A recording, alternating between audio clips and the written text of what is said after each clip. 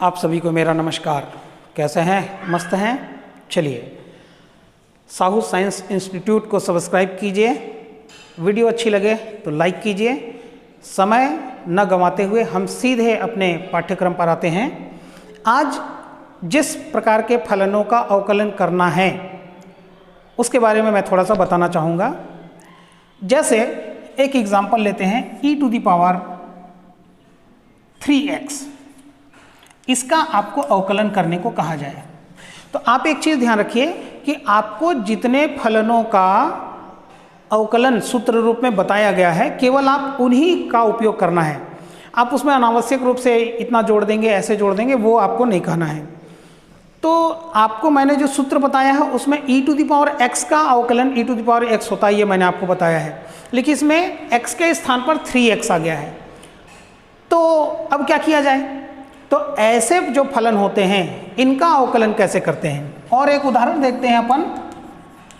sin 3x मैंने लिख दिया, जबकि मैंने अवकलन आपको sin x का बताया है। तो यहाँ पर sin x का अवकलन तो हम जानते हैं, ये 3x के कारण अपनी समस्या बढ़ गई।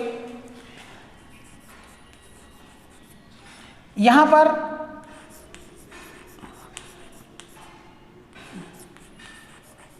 मैंने आपको 10x का तो अवकलन बताया है, ये 10x² के कारण हमारी समस्या बढ़ गई। तो ऐसे फलनों का अवकलन हम किस प्रकार से करते हैं इसको अब आज के इस कालखंड में हम देखेंगे। हमारी समस्या क्या है? अच्छा, एक बात और ध्यान में रखना है, हमारी समस्या 3 है, ऐसा नहीं। अब आपकी जो भी समस्या होगी वो फलन के रूप में होनी चाहिए, अर्थात जो 5-6 प्रकार के हमने फलन पढ़े हैं, ILATE 5 प्रकार के हमने जो फलन पढ़े हैं उसी में से कोई एक होना चाहिए। तो हम ये कहते हैं कि अगर ये 3x नहीं होता, इसके स्थान पर केवल x होता या केवल t होता तो हम अवकलन कर लेते। ठीक है, तो हम एक काम करते हैं, इस प्रश्न को हल करेंगे तो कैसे हो जाएगा? d/dx e⁻3x है। अब इस 3x को मैं क्या करता हूं, 3x को मैं t मान लेता हूं। तो हमारा जो फलन हो जाएगा वो क्या हो जाएगा? d/dx e⁻t। सही है। अब लेकिन समस्या ये है कि जब हमने जब पाठ्यक्रम चालू किया था अपना, तो मैंने बताया था कि जब हम किसके सापेक्ष अवकलन कर रहे हैं तो x के सापेक्ष कर रहे हैं, और किसका अवकलन कर रहे हैं तो e⁻t का कर रहे हैं, तो ये संभव नहीं है। तो इसको कुछ परिवर्तन करना होगा।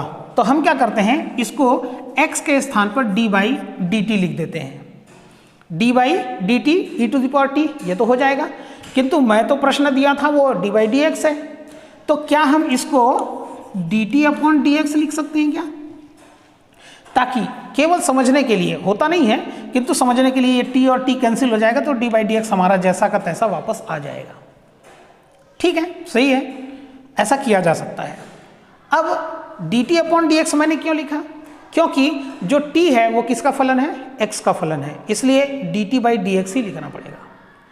अब चलिए, अब हमारा एक काम आगे बढ़ गया। काम ये है कि इस फलन को, जिसको आपने t माना है, इसको भी आपको अवकलन करना पड़ेगा। किसके सापेक्ष?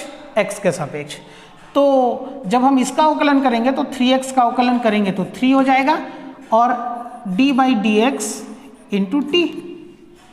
t का अवकलन हम x के सापेक्ष नहीं जानते हैं, और कोई कांस्टेंट भी है, नहीं बोल रहे हैं कि अपन इसके कारण 0 हो जाता। तो कुल मिला के 3x का अवकलन x के सापेक्ष करेंगे तो 3 हो जाएगा, और t का अवकलन करेंगे तो dt/dx हो जाएगा।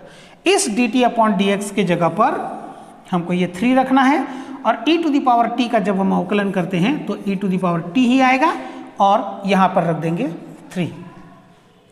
कोई भी कांस्टेंट राशि यहाँ पर सामने नहीं रखते हैं अपन, इसलिए पीछे नहीं रखते हैं, इसको हम लोग सामने ले आएंगे, और e⁻t के स्थान पर हमको, और जो है प्रश्न हमारा चूंकि किस में है? x में है, इसलिए e⁻3x लिखेंगे। इस प्रकार ये एक फलन जो आपको मिला है e⁻3x, इसका अवकलन होगा।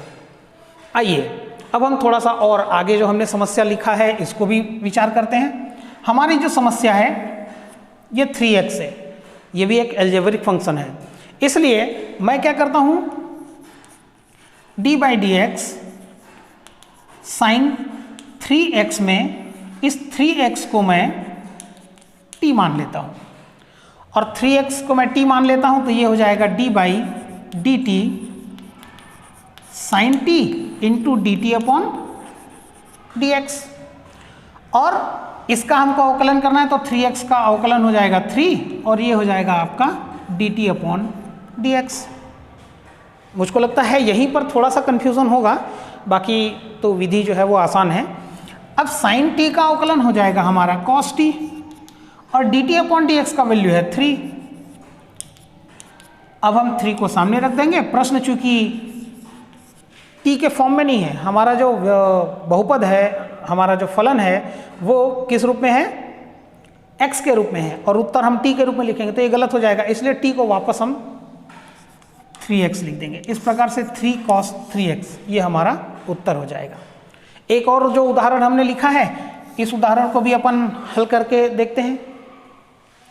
अब यहाँ पर जो समस्या है वो x स्क्वायर है। 10x का अपन जानते हैं, लेकिन x स्क्वायर के स्थान पे 10t लिख दें तो हम उसका अवकलन कर सकते हैं। तो चलिए यहाँ पर हो जाएगा d by D T 10t into D T upon D X, और हमने t किसको माना हुआ है, x square is equal to हम क्या मान लेते हैं, t मान लेते हैं। अब क्या किया जाए, x स्क्वायर का आप अवकलन कीजिए तो कितना हो जाएगा, 2x हो जाएगा, और ये हमारा कितना हो जाएगा, dt अपॉन dx हो जाएगा।